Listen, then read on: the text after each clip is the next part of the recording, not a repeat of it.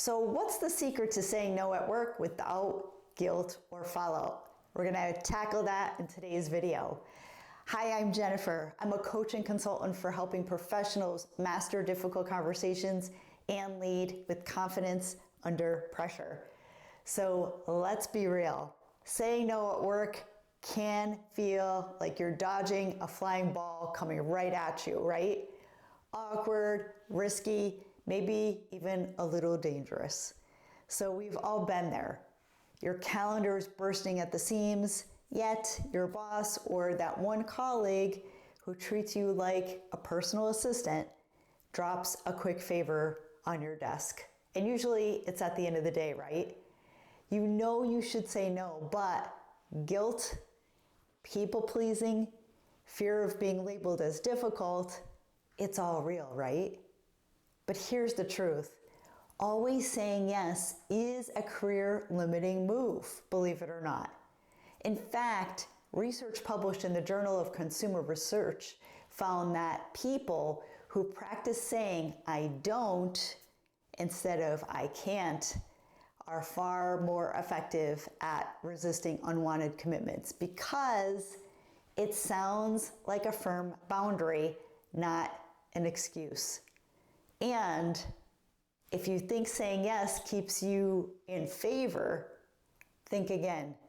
A Gallup survey revealed that employees who feel overwhelmed by excessive demands, they're 63% more likely to experience burnout, which leads to poor performance and disengagement. So, how do you say no without the guilt trip or all of the workplace drama? Let's dive into the guilt-free no formula, or the vitamin N as I call it. You're gonna, one, acknowledge the request. Start with appreciation or empathy.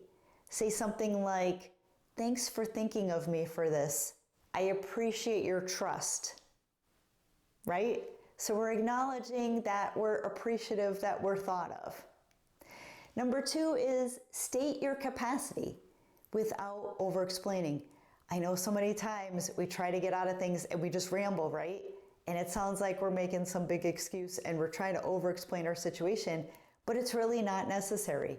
Saying something like, I'm currently at capacity with X and Y projects, and I want to make sure I'm giving them the focus that they need.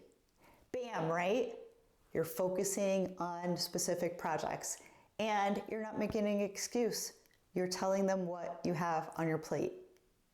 Third is offer an alternative, if it's possible. So saying something like, would it be helpful if I pointed you to someone or some resource, or connected you with a certain colleague that maybe is on your team, or someone that maybe you're leading and is on your team that can pick it up to provide that sense of resource and support. Number four is stick to I don't instead of I can't. Saying something like I don't have the bandwidth right now feels way more assertive than saying something I can't, I got this going on, that. And studies show it also reduces the pushback and reduces the drama.